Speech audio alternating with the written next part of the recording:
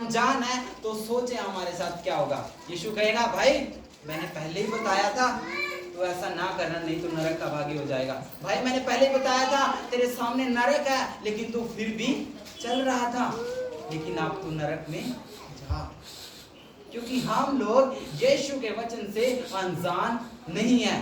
Hallelujah. हमारे तक उस राजा ने, उस सेवक को भेजा है, उस परमेश्वर ने अपने दास को भेजा है कि जाओ लोगों को बताओ स्वर्ग का राज्य निकट आ पहुंचा। यीशु ने भी यही प्रचार किया। हालेलुया। परमेश्वर के महान आदेश कौन से हैं? महान आदेश अगर आप मत्ती उसका 28 अध्याय उसका 18, 19, 20 वचन पढ़ेंगे, सब अधिकार मुझे दिए हैं, जाओ जाति के लोगों को चेला बनाओ, पवित्र आत्मा से नाम से बपतिस्मा दो, और जो बातें मैंने तुम्हें मानना सिखाई हैं उन्हें भी मानना सिखाओ कि मैं जगत के अंत तक तुम्हारे संग हूं। परमेश्वर ने आज्ञा दी है, उस राजा ने भी उन सेवकों को आज्ञा दी, जाओ भाई निमंत्रण करो, लेकर आओ उनको। लेकिन उन्होंने क्या किया? अनादर किया। हालेलुया। लेकिन परमेश्वर का क्रोध जब भड़केगा फिर उसके क्रोध से कोई भी नहीं बचेगा। हालेलुया। उसके क्रोध से कोई नहीं बचेगा। पुराने नियम में पता क्या होता था? जब कोई व्यक्ति पापी होता था या कुछ भी होता था, वो महायाजक के पास जाता था। महायाजक के पास जाता था तो महायाजक उसके लिए प्रार्थना करने के लिए मंदिर के अंदर जाता था। हालेलुया। जब उसका एक बार पाप क्षमा नहीं होता था तो वो फिर जाता था, तीसरी बार 7 बार जाता था। जब वो पाप क्षमा नहीं होते थे तो वे घोषणा करता था, कहता था कि इसका पाप जो है वो परमेश्वर की ओर से है और इसका पाप कोई भी क्षमा नहीं कर सकता। वैसे जब परमेश्वर का क्रोध लोगों पर भड़केगा तो क्या होगा आप सोचें। हालेलुया। पृथ्वी जो है परमेश्वर ने पांवों की चौकी बना रखा है, स्टूल है, अगर उसने फूंक मार दी तो पृथ्वी का क्या हो जाएगा? सत्यानाश हो जाएगा। लेकिन परमेश्वर अपने लोगों को पहले अलर्ट कर रहा है, भाई मेरे दास आ रहे हैं, मेरे सेवक लोग आ रहे हैं। हालेलुया। लेकिन हम लोगों ने, जो लोग प्रभु यीशु का वचन सुने हैं, यीशु के पास आए, सत्य जीवन मार्ग मैं हूं, जो मेरे पास आएगा वो कभी भूख और प्यासा नहीं रहेगा, वो हमेशा तृप्त होगा, भरपूर की जिंदगी उसके जीवन में आएगी। हालेलुया। लिखा है जो तेरी समझ से भी परे है, जो तो कभी सोच नहीं सकता, वो मैं तेरे लिए करूंगा। कब करेगा? जब हम उन सेवकों का, उन जो यीशु ने, जो उस राजा ने अपने सेवक भेजे उनका आदर करेगा तो तू ये सब कुछ पाएगा। हालेलुया। जब राजा का क्रोध भड़का तो उनके इस नगर मोहल्लों को सबको क्या कर दिया? खत्म कर दिया, फूंक डाला। आगे पढ़ेंगे। तब उसने अपने दासों से कहा, विवाह का भोज तो तैयार है, परंतु निमंत्रित लोग योग्य नहीं ठहरे। परंतु निमंत्रित लोग क्या नहीं ठहरे? योग्य नहीं ठहरे। यीशु मसीह ने कहा, उस राजा ने कहा, विवाह का भोज तो मैं तैयार कर चुका हूँ, लेकिन मैंने जिन लोगों को बुलाया था वो योग्य नहीं ठहरे। मेरे प्रियो, क्या आप लोगों को परमेश्वर ने बुलाया है? आप ये सोचें, क्या आपकी जगह कोई और तो नहीं ले रहा? हालेलुया। जिस परमेश्वर ने आपको बुलाया है, क्या आपकी जगह कोई और तो नहीं ले रहा? वचन में लिखा है, मैंने लोगों को बुलाया लेकिन वो नहीं आए, वो योग्य नहीं ठहरे।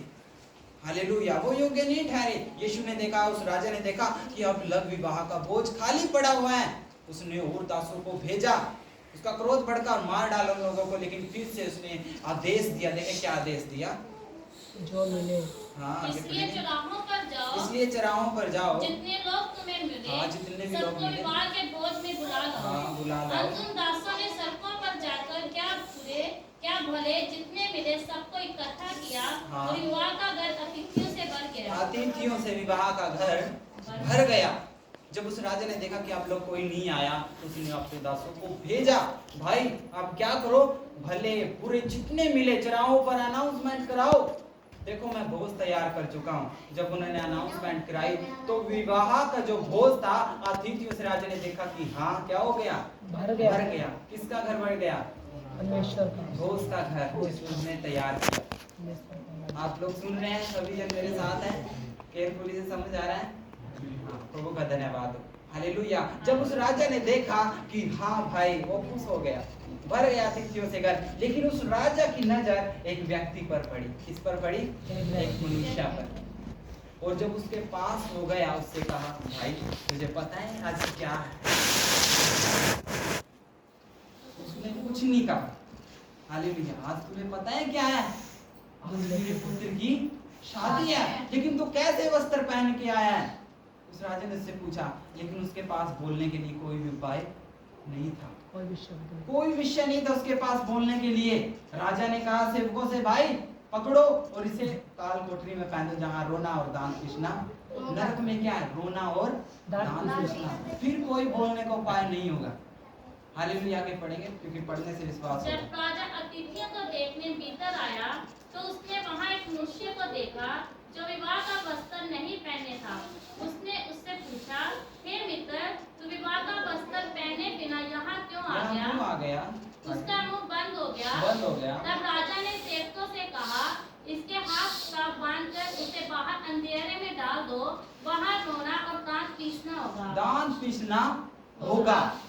हालेलुया। इस वचन से परमेश्वर वो राजा, इस दृष्टांत में यीशु ने कहा, ये बताना चाहता है कि जैसे उसको यीशु के सामने आया तो है वो यीशु के सामने, लेकिन जैसे उसको आना था वो वैसे नहीं आया। हालेलुया। हर एक इंसान आ रहा है, लेकिन जिसको जैसे यीशु के सामने आना चाहिए था वो वैसे नहीं आया। हालेलुया। यीशु ये नहीं देखता कि तू कितना ज्ञानवान है, यीशु ये नहीं देखता कि तू क्या पहनता है, कैसे तू चलता है। परमेश्वर की इससे कोई मतलब नहीं, वो अपने मन को देखता है। यहोवा मन को तोलता है। हालेलुया। वो देखता है क्या ये व्यक्ति मेरे लिए तैयार है या नहीं है। ऊपर से कौन इंसान को बताएगा, लेकिन उसके अंदर क्या है वो परमेश्वर जानता है। हालेलुया। वो परमेश्वर जानता है किसके मन में कैसे है। वो यीशु के सामने कैसे भी करके आया तो जरूर है, लेकिन उसको जैसे आना चाहिए था वो वैसे नहीं आया। अगर दुल्हन को तैयार नहीं करेंगे क्या वो आगे पहुंच पाएगी? अगर दुल्हन का दिया नहीं जलेगा क्या वो आगे पहुंच पाएगी? नहीं पहुंच पाएगी। वो उसको भी तैयार होना पड़ेगा, तब वो आगे जाएगी।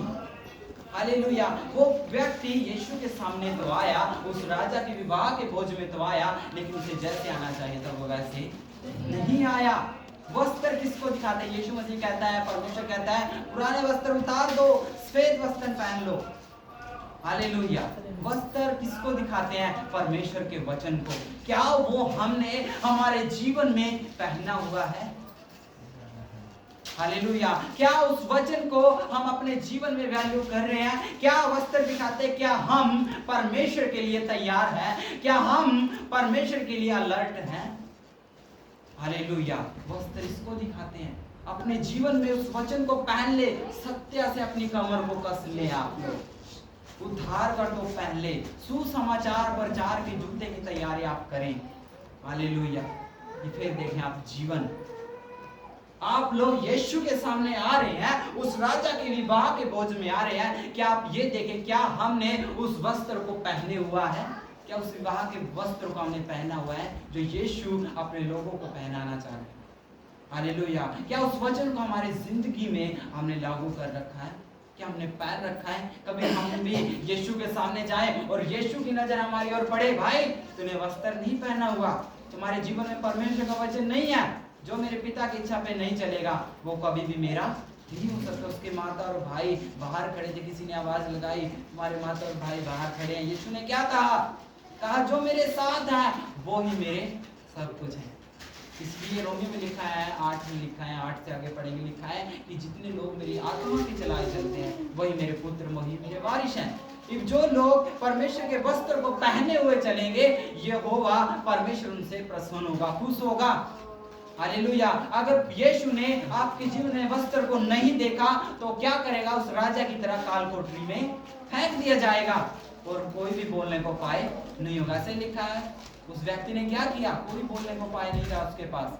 राजा ने कहा, आदेश दिया, इसे काल कोठरी में फेंको, क्योंकि ये मेरे पुत्र की शादी है, विवाह है। हालेलुया। आगे पढ़ेंगे लास्ट वचन। क्योंकि बुलाए हुए तो बहुत हैं, परंतु चुने हुए थोड़े हैं। परंतु चुने हुए थोड़े हैं। हालेलुया। बहुत सारे कहते हैं बुलाए हो तो बहुत है, लेकिन चुने कम है।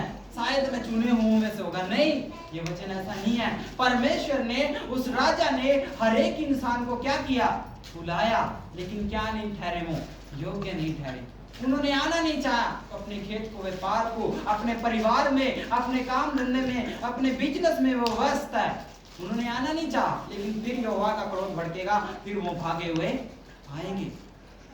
हालेलुया। फिर वो भागे हुए आएंगे कि हाँ प्रभु मुझे क्षमा कर दे, मुझे माफ कर दे, मुझे बचा ले, लेकिन उसके पास लिखा है कोई उपाय नहीं होगा, क्योंकि परमेश्वर ने आप लोगों को एक मौका दे रखा है। हालेलुया। उसने कहा है मेरे बेटे मेरी बेटी आ, प्रकाशित वाक्य में आप लोग पढ़ेंगे, लिखा है अपने मन को फिरा। तू कहां से फिरा है, तू देख और लौटा। अगर तू नहीं लौटेगा तो मैं तेरी मेज से तेरे दीवट को हटा दूंगा।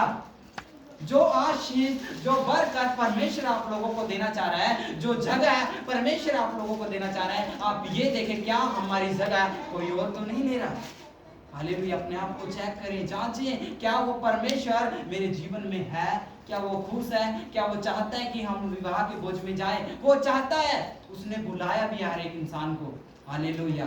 उसने हर एक इंसान को बुलाया है, लेकिन डिपेंड ये करता है क्या हम उसकी हजूरी में जा रहे हैं या नहीं जा रहे। हालेलुया। मेरे साथ एक और वचन निकालें आप, लूका उसका 9 अध्याय उसका 1 वचन। वहां पे देखें यीशु ने क्या किया। बड़े वहां पे लिखा क्या है, देखें लूका 9 अध्याय 9:1।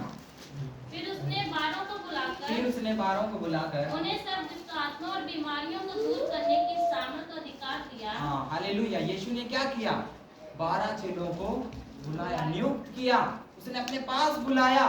और हम एक और वचन पढ़ेंगे, लूका 10 उसका 1 वचन। लूका 10 अध्याय उसका 1 वचन पढ़े, देखिए। इन बातों के बाद प्रभु ने 70 और मनुष्य को नियुक्त किए, और जिस जिस नगर और जगह को वे आप जाने पर था, वहां उन्हें 2-2 करके आगे उनके अपने आगे भेजा। हाँ, 2-2 करके। हालेलुया। पहले परमेश्वर ने कितने चेलों को नियुक्त किया, 12, और उसके बाद 70, 82 चेलों को यीशु ने नियुक्त किया। हालेलुया। लेकिन आगे हम पढ़ेंगे 70 का कोई भी जिक्र नहीं। हालेलुया। 70 का कोई जिक्र नहीं है, 12 का जिक्र है, 11 का जिक्र है। वो 11 लोग सिलेक्ट किए गए। हालेलुया। आप उन लोगों में से है या नहीं। यीशु ने 82 चेलों को नियुक्त किया। हालेलुया। लेकिन आप देखें 70-82 चेलों में से 12 के नाम यहाँ आए, 11 के नाम आए। हालेलुया। वैसे ही आप लोगों को भी परमेश्वर ने नियुक्त किया है। मैंने तुम्हें चुना है, यूहन्ना 15 उसका 16 वचन पढ़ते हैं। तुमने मुझे नहीं, मैंने तुम्हें चुना है। हालेलुया। कि तुम जाओ, बहुत सा फल लेकर आओ। आप यीशु ने वो जो दर्शन अपने चेलों को दिखाया था, चेलों का दर्शन हमारे ऊपर आया है। हालेलुया। कहा है जाओ, सुसमाचार प्रचार करो, लोगों को लेकर आओ विवाह के भोज में, मैं सब कुछ तैयार कर चुका हूँ। हालेलुया। मेरे प्रियो, यीशु मसीह आप लोगों को बुला रहा है, अपनी संगति में बुला रहा है, लेकिन डिपेंड करता है कि हम उसके लिए तैयार है या नहीं है। हालेलुया। आप अपने आप को चेक करें। और आज पेंतीकोस्त का दिन है। पेंतीकोस्त का दिन जो था वो 50वां दिन था। तो कौन सा दिन था वो? 50वां दिन था। यीशु मसीह के जी उठने के बाद यीशु मसीह 40 दिन इस पृथ्वी पर है। हालेलुया। और 40 दिन के बाद 10 दिन और लगा लें, 50वां दिन। और वो एक हॉल में लोग इकट्ठा थे, और वहां पर 120 लोग इकट्ठा थे। कितने लोग इकट्ठा थे? 120 लोग इकट्ठा थे। उन्हें ये नहीं पता था कि हमारे साथ क्या होगा, लेकिन वो लोग परमेश्वर के लिए क्या थे? तैयार थे। हालेलुया। लिखा है जब वो एक जगह इकट्ठा थे तो एक आंधी सी सनसनाहट की आवाज सुनाई दिया। प्रेरितों का काम 2 अध्याय आप पढ़ लेना, टाइम कम, आप घर पे पढ़ सकते हैं, लेकिन मैं आपको ऐसे ही बताऊं। हालेलुया। प्रेरितों का काम 2 अध्याय आप लिख लें, आप घर पे पढ़ सकते हैं, वहां पे लिखा है इस चीज के बारे में। हालेलुया। वहां पर आंधी की सनसनाहट की आवाज आई और पूरा हॉल जो था वो गूंज गया। हालेलुया। उनकी जीभें फटने लग गई, वो आत्मा से भर गए, और लिखा है वो अन्य अन्य भाषाएं बोलने लग गए। हालेलुया। क्यों बोलने लगे? क्योंकि वो परमेश्वर के लिए तैयार थे। उनके बीच में प्रभु का आत्मा उतरा। आज हम लोग यीशु के लिए तैयार रहते हैं, लेकिन कोई व्यक्ति पवित्र आत्मा से भरता है, वो उसका मन करता है कि मैं ताड़ी बजाऊं, मैं जोर जोर से खुदा के लिए गाऊं, मैं जोर जोर से बोलूं, मैं आनंदित होकर। हालेलुया। ये सब हमें पवित्र आत्मा करना सिखाता है। हालेलुया। वो हमें सिखाता है कि हमें क्या करना है। रोमियो 8:26 में लिखा है, वो तुम्हें बताएगा कि तुम्हें प्रार्थना कैसे करना है। वो आहें भर भर कर पिता से विनती करेगा, किसी का रोने का मन करेगा। ये क्या है? पवित्र आत्मा की पहचान है। हालेलुया। आप लोगों को परमेश्वर ने बुलाया है, लेकिन आप ये सोचें क्या हमारी जगह कोई और तो नहीं ले रहा। हालेलुया। जिस परमेश्वर ने आप लोगों को चुना है, क्या वो जगह कोई और तो नहीं ले रहा आप लोगों को? हालेलुया। परमेश्वर आप लोगों को बुला रहा है, मेरे बेटे आजा, मेरी बेटी आजा, मेरे लिए तैयार हो जा, तुझे कुछ नहीं करना, तुझे विवाह के बोझ में आना है। हालेलुया। मैं चाहता हूँ आप सभी लोग अपनी आंखों को बंद करेंगे और मेरे पीछे पीछे बोलेंगे, सभी जन अपनी आंखों को बंद करेंगे।